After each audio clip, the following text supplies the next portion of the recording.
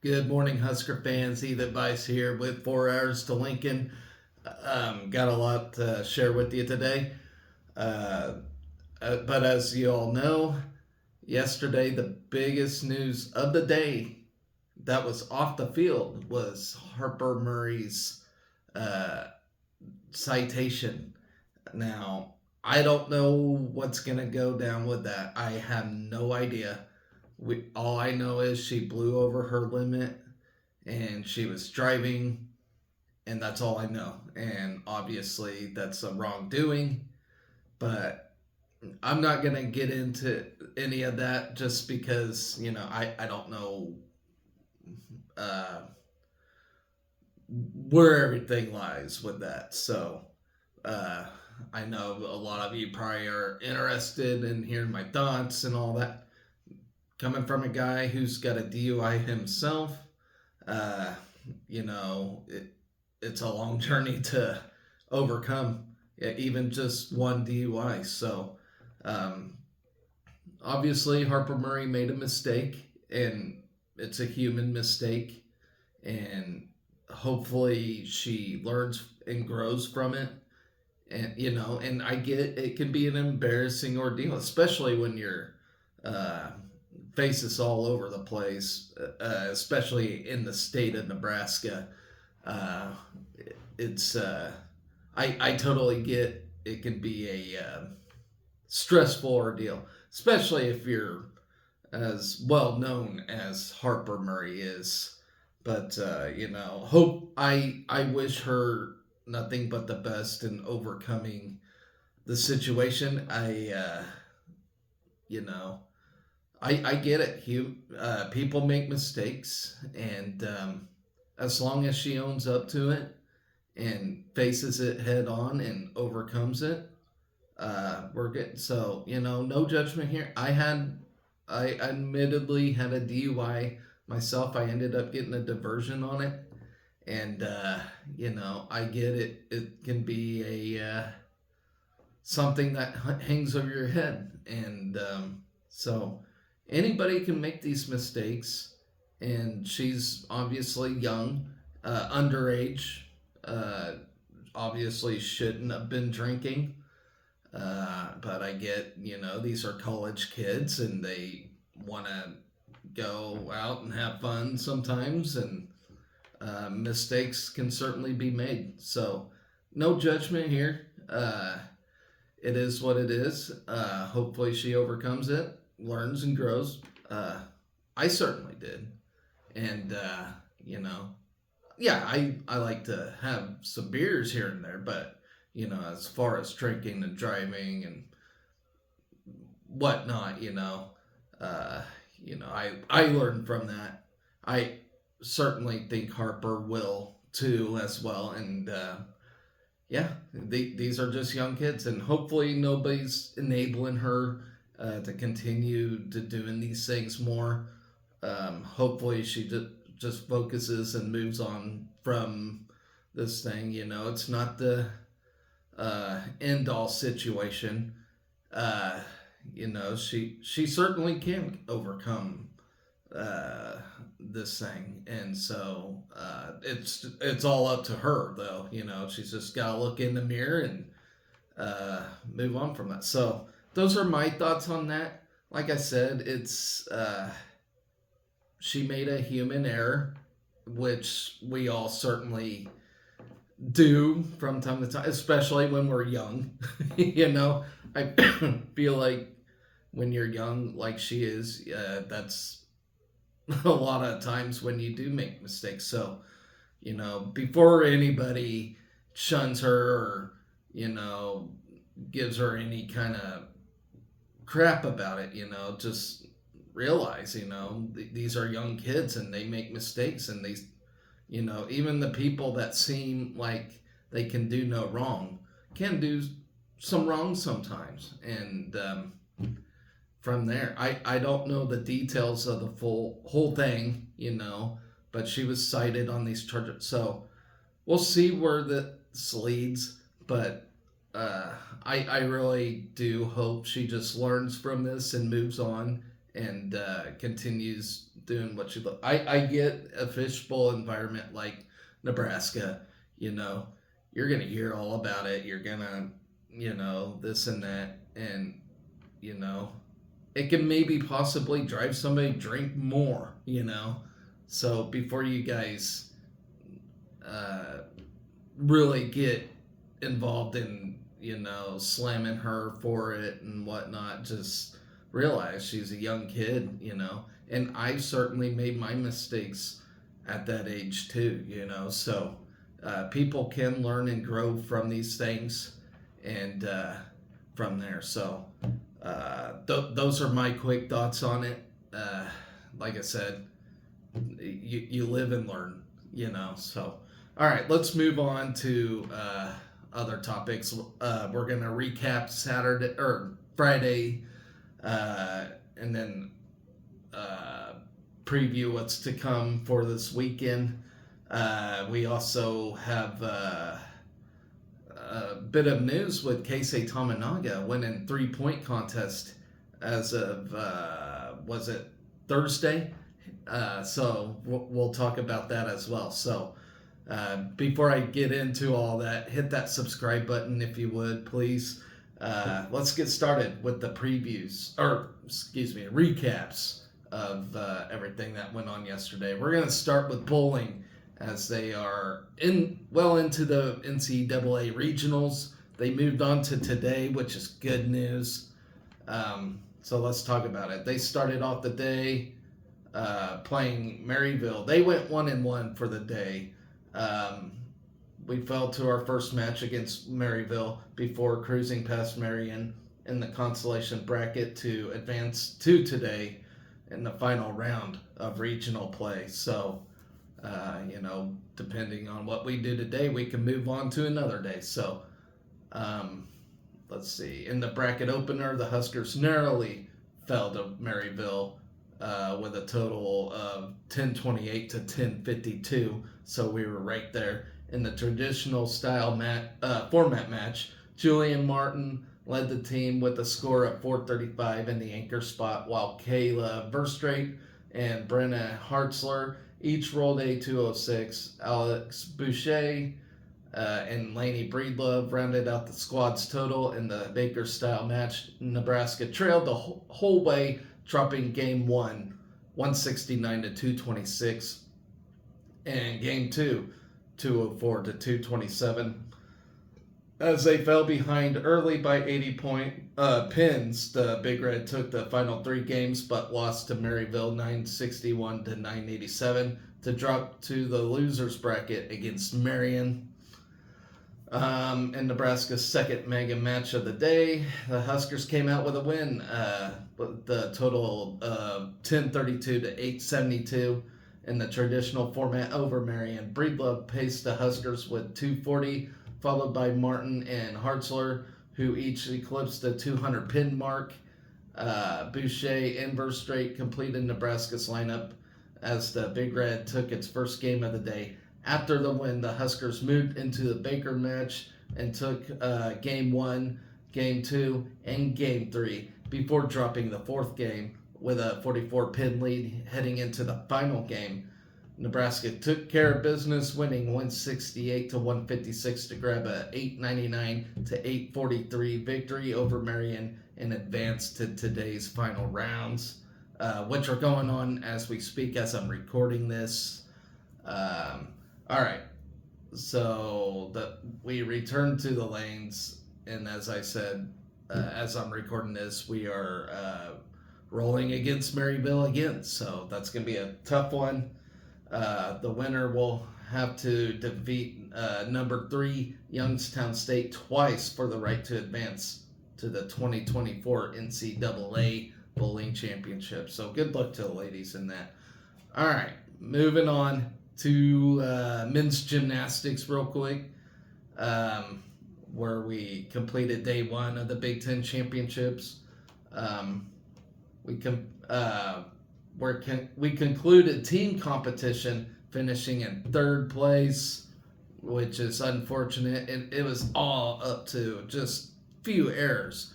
I mean, just a thin margin from third to first in this thing. We had a total score of 407, 350.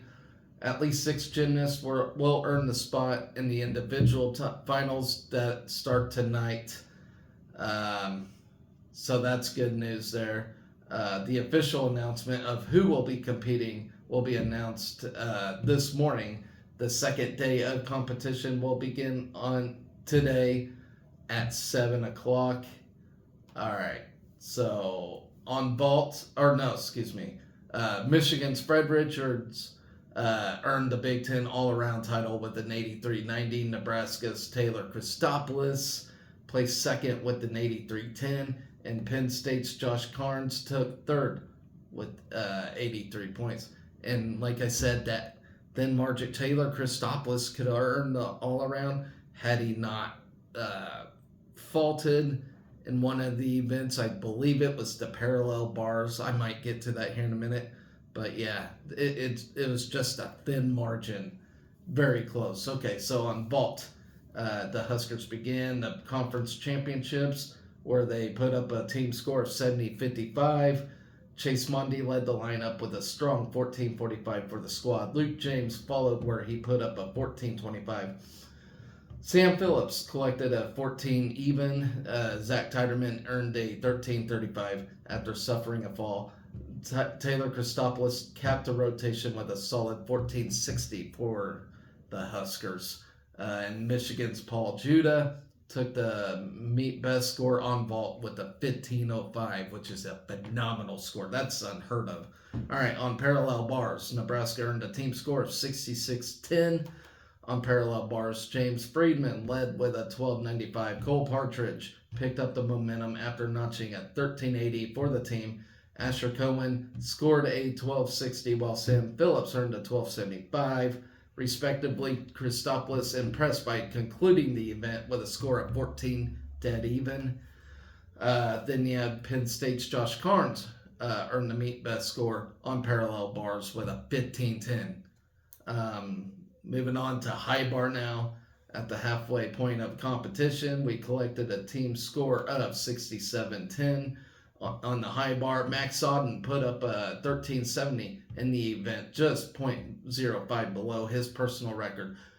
Cole Partridge notched a 13.35 for Nebraska. Tiderman put up a 12.95, while Phillips earned a 13.10 respectively.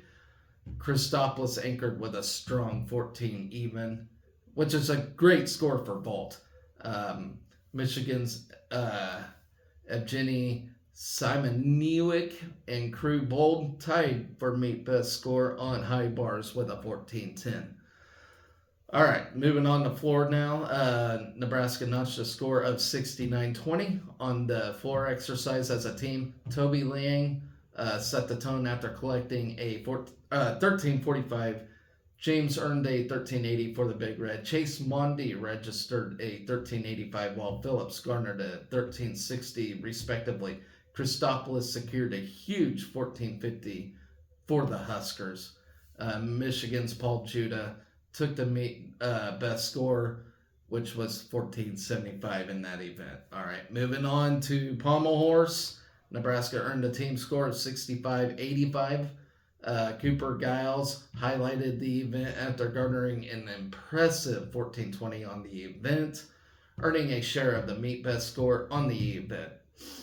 Nathan York led off and earned a score of 13.60 for Nebraska. Travis Wong scored a 12.60, while Yanni Konopoulos put up a 12.90 respectively. Christopoulos put up a 12.55. Phillips closed the event with a score of 11.60. Let's see. Illinois' Will Houck shared the meet best score with Giles on pommel horse, which was a 14.20. So you know Giles is moving on to today's individuals. All right. Moving on to rings, folks. All right. On the final event of the evening, we put up a team best score of 68.55. Friedman kicked off the rotation with a 13.55, while Wong responded with a 13.75, respectively. Cohen put up a solid 13.95. Chris Heiser collected at 1350 and Sam Phillips earned a 1380 respectively. Christopoulos capped the competition for the evening with a 1345. All right, Illinois' Ashton Anaya earned the meet best score on rings with a very, very good 1505. So up next, as I have mentioned, we will be competing in the individual round today at 7. And like I said earlier, the announcement of who's all going to be in that will come this morning, possibly while my show is uploading here on YouTube. So stay tuned for that, folks. All right.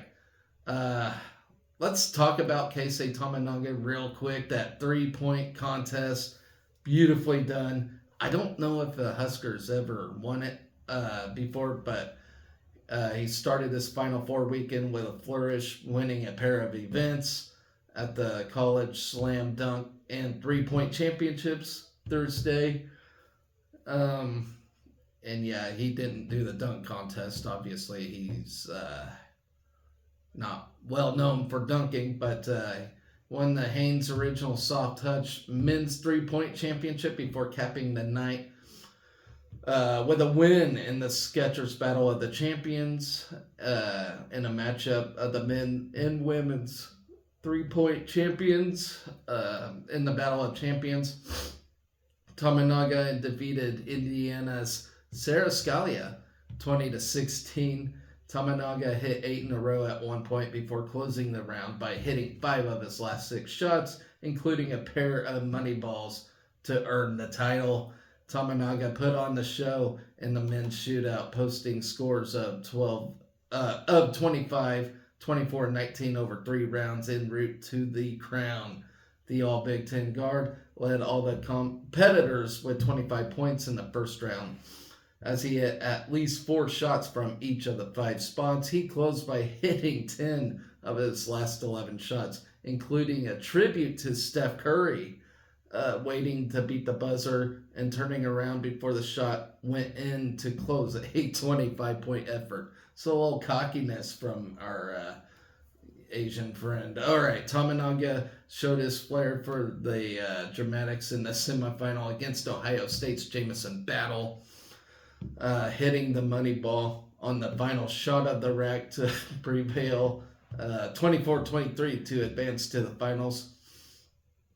After a slow start where he missed his first 3 shots, Tominaga hit the final 2 shots of the first rack before going 17 of 20 over the final 4 racks.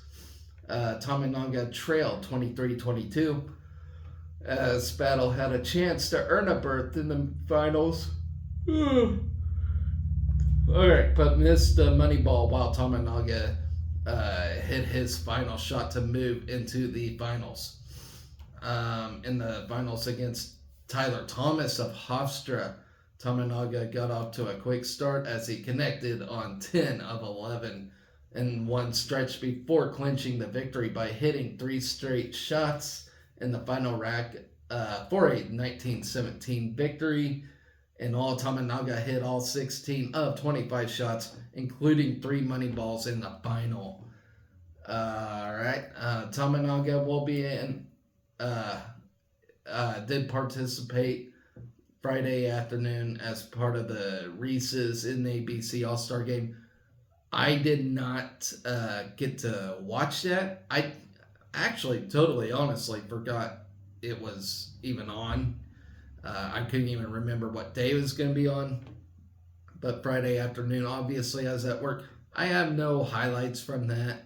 And I'm not even sure if he even got to start in that. I don't know. So I didn't hear much news from that. So he must have had a pretty quiet All-Star game. But I don't know. Maybe I'm sleeping under a rock too. So that is my take on Keisei in his All-Star weekend. So, all right, moving on to, we're going to talk about men's tennis now. We're going to go from bad to best, from worst to best. That's how I kind of like to do these things. All right, so we're going to talk about men's tennis real quick as they matched up against Illinois. A very tough Illinois tennis team. All right. Despite earning the doubles point and forcing 3 deciding tiebreakers in singles, the number 61 Nebraska men's tennis team, who is now 12-8 and 1-3 in the Big Ten, fell to number 26 Illinois 4-2 Friday evening. All right, so the Huskers and Fighting Illini started with doubles play. Nebraska held the early lead on all 3 courts before Shunya Mariama and Leo Lindquist got the first doubles win for the Huskers as they defeated Alex Petrov and William Ross on court 3, 6-2. Nick Weidenhorn and Anton Shep then clinched the doubles point on court 1 with their 6-4 victory over Hunter Heck and Lucas Horv, 6-4. Calvin Mueller and Lars Johan match on court 2 was left unfinished, and the teams entered singles play with the Huskers up 1-0. Illinois even the score to start singles play as Shep fell to I lost my spot. All right.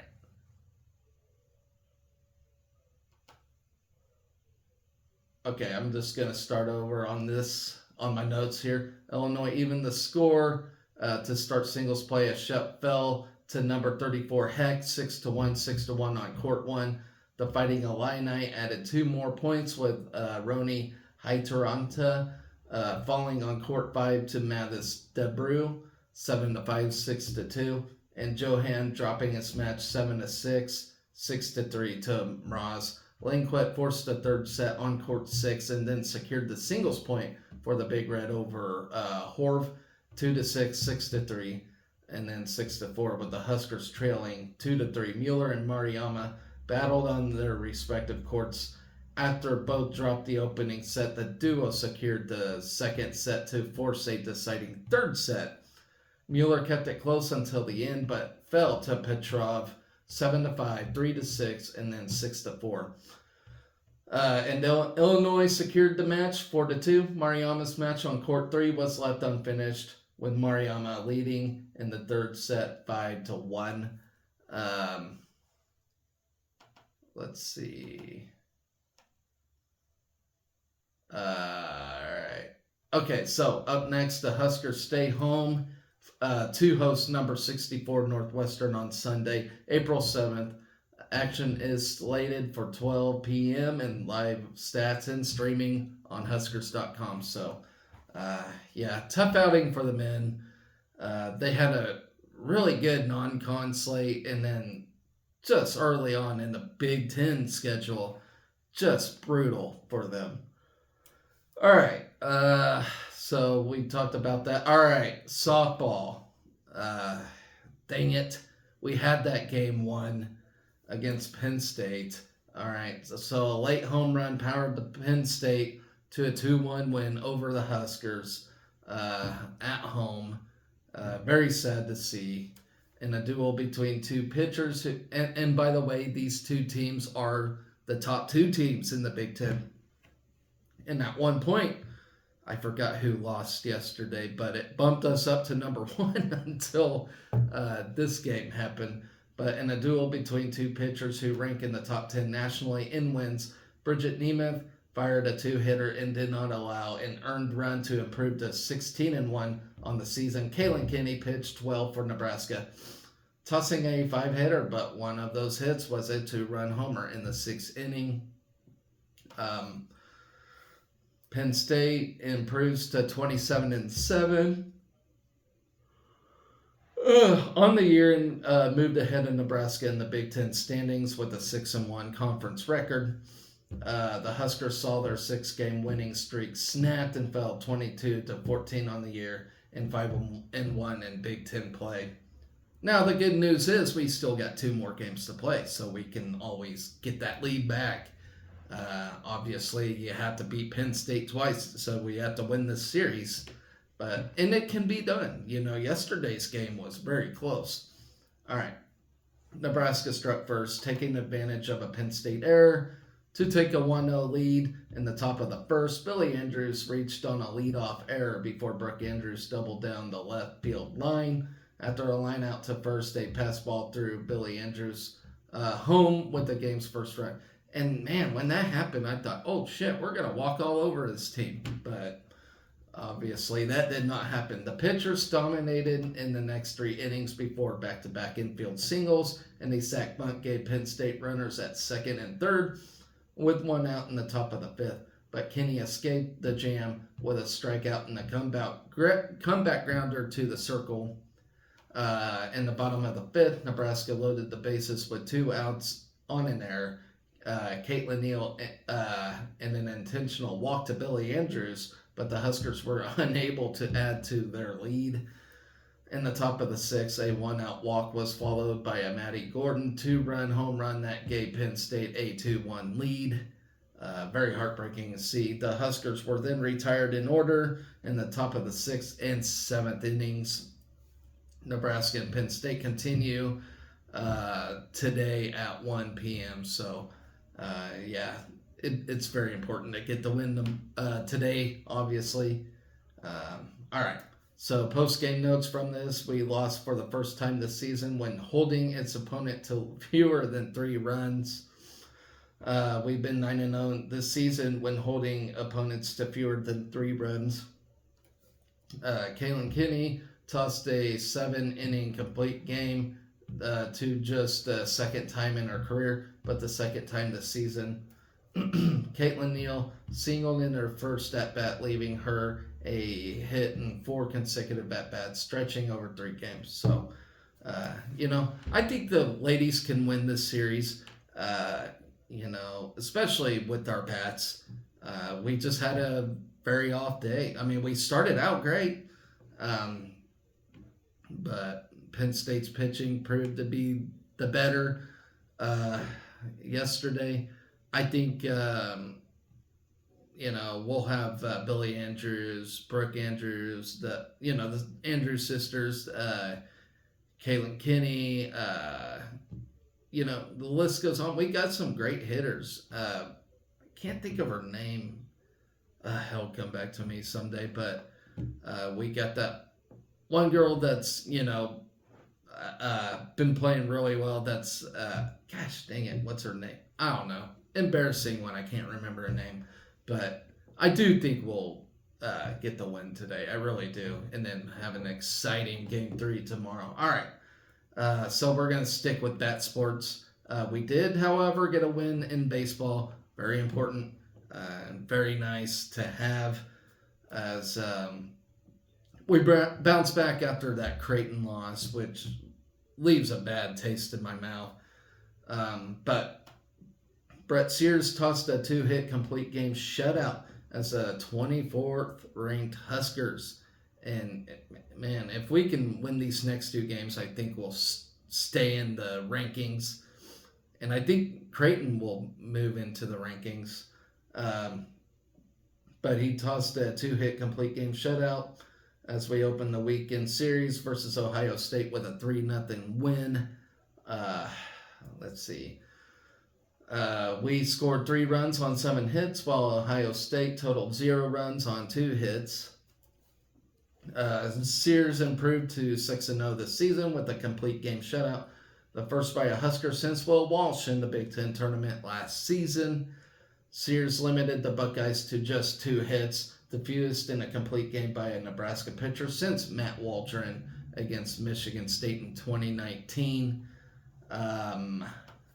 It also marked Sears' 7th consecutive quality start, which is the longest streak by a Husker hurler since Aaron Martson recorded 7 straight in 2002. The right-hander punched out a career high of 10 batters without issuing a free pass, his 4th outing this season, with 7 straight strikeouts and 0 walks. Josh Caron finished 1 for 4 with a pair of RBIs, giving him a team high of 34 on the season. Caden Brumbaugh and Riley Silva tallied 2 hits apiece at the top of the lineup for the Big Red, while Cole Evans reached in all 4 plate appearances. Dylan Carey added a single for the Huskers.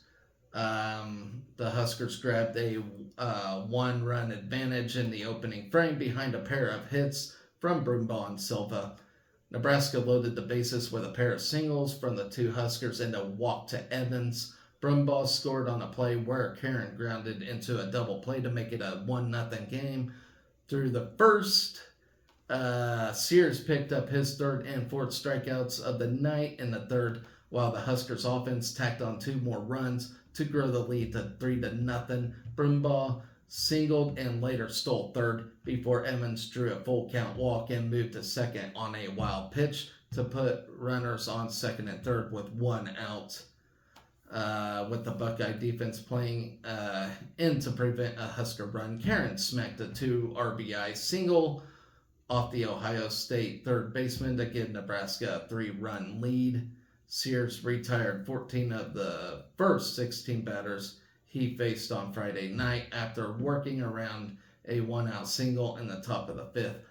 The Buckeyes nearly had consecutive hits in the 5th frame, while Evans' diving full extension catch prevented Ohio State from recording its third hit of the night. The Huskers threatened to stretch the lead in the 7th and after having runners on second and third with 1 out. Silva singled and stole second and third, while Evans walked and swiped second to put a pair of runners in scoring position for the Big Red. Ohio State swapped relief pitchers and struck out the next 2 Husker batters to keep it a 3-run game through 7 innings. Sears retired the next 14 Buckeyes after the 1-out single in the 5th to preserve the complete game shutout.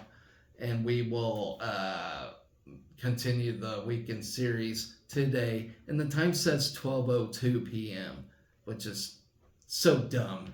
Originally it was 12:05, and then they move it to 12:02. I'm just, because of weather purposes or what I don't know. It's, I don't know. Get time sometimes. I don't know. All right. Last segment of the day. Track and field completed day 1 at the Gym Click Shootout hosted by Arizona. Let's talk about this real quick. We began competition. The throwers highlighted the day with Rima Odabor throwing an NCAA leading javelin mark. Nebraska sweeping the top 4 placements in the women's javelin, and 2 throwers moving up on the all-time list. Very impressive. All right.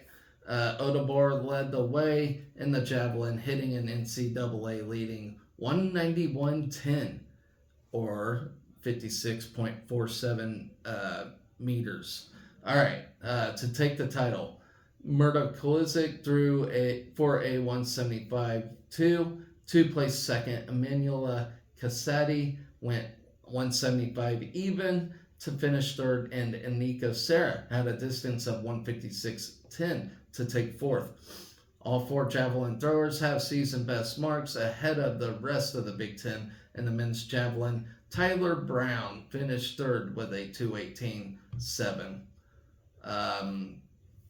Then you have Halevi Carlson, who took second in the hammer throw while moving to second on the all-time list with a 206.3. Cami Garabian added a 4th place finish with a 197.10. On the men's side, Henry Zimmerman went 223-4 in the hammer throw to place second and take the number 2 spot on the all-time list. During the indoor season, Zimmerman had a historic season, breaking the weight throw school record on 4 occasions and earning first-team All-America honors. Seth Schnackenberg added a 7th place finish with a 203.7 during his second time ever competing in the hammer throw. All right. With 2 events remaining in the heptathlon, Favor or Favier or whatever you want to call him, Favor Wanjoku is in 13th with 3,102 points, and Rebecca Pecora is in 16th with 2,940 points. Wanjoku clocked a 14.62 in the 100-meter hurdles, cleared 5-1 in the high jump, threw 37.4 in the half in the shot put, and ran a 24.74 in the 200 meter yesterday. Pecora clocked a 15.13 in the 100 meter hurdles, cleared a 5.5 and 3/4 in the high jump, went 27.10 in the quarter in the shot put, and ran a 25.23 in the 200 meter. All right. In the decathlon, Colby Heinrichsen is currently in 13th place with a 3,593 points. He started the day with an 11.26 in the 100 meter and went 22.1.5 in the long jump, through 41.2.5 in the shot put, cleared 6 feet, and ran a 51.58 in the 400 meter. All right. Action picks back up today at noon. You got field events at 1 and running events at 2:30. So good luck to the track and field team. Great day for track and field. All right. We're moving on to the one lone preview that I got today, which is men's golf at the Calusa Cup. They return to action after nearly a month-long break from competition when the Huskers traveled to Florida for the Calusa Cup on April 7th through the 9th. The competition in the 3-day event begins on Sunday with first round tee time starting at 11 a.m. Golfers return to the 7,320-yard par 72 layout of the Calusa Pines Golf Club in Naples on Monday at 11 before Tuesday's final round starts at 7 a.m. All right. The Huskers will be part of an 8-team field that features five top 40 teams, including number 15 Georgia Tech, number 16 Florida, number 22 Georgia, number 30 Purdue, and number 36 Wake Forest, along with hosts from Iowa and Miami of Ohio. All right. Juniors Harper Murray and Harry Crockett lead the Huskers to Florida, along with a senior-laden lineup that includes Evan Myers, Will Marshall, and Gentry Sheave. Murray is coming off his top 20 finish on the season, tying for 19th with a 2:14 at the Johnny O at Sea Island. The first-year Husker from Australia owns a team best of 71.55 stroke average. Crockett has added a 72.30 stroke average as the only Husker to play in all 23 team rounds. Myers matched Murray with a team best tie for 19th at the Johnny O, his second top 20 finish in 3 spring events for the Big Red. Marshall and Sheave, who ranks second on the team with a 72.20 stroke average on the season round, round out Nebraska's 5-player lineup.